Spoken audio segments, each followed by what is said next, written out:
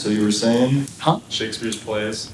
Oh yeah, plays. I'm so sick of hearing about the plays. If you want to talk to me about William Shakespeare, don't talk to me about the plays, man. The plays tell me nothing.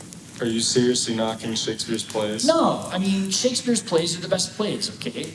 I'm just saying nobody ever talks about anything but the plays. No, man. These days, people talk about Shakespeare conspiracy theories. You know how, like, Christopher Marlowe wrote Hamlet and Julius Caesar?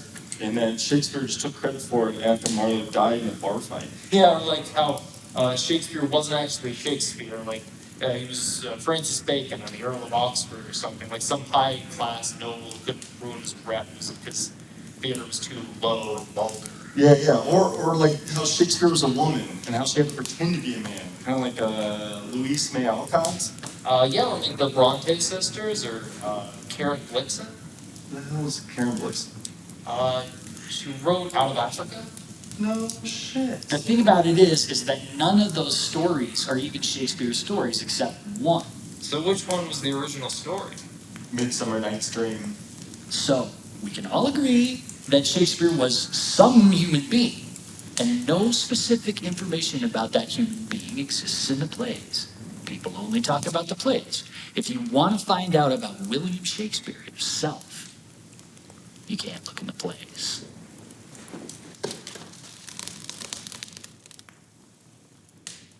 So where do you look? The poetry, right? He's a bard, not the immortal playwright. He writes songs, and songs are poetry. To get to the essence of an immortal bard, you have to look where there's poetry about immortality. The sonnets? The sonnets. Wait, the sonnets are about immortality? It's a major theme, man, a major theme. And the poems about that theme tell an autobiographical story about William Shakespeare. Explain. Well, first, he thinks reproduction, right? Having kids. Because he's like not just himself, he's part of life, he's part of the whole. So he lives his life, he has kids, he dies, but his kids live on. Bingo.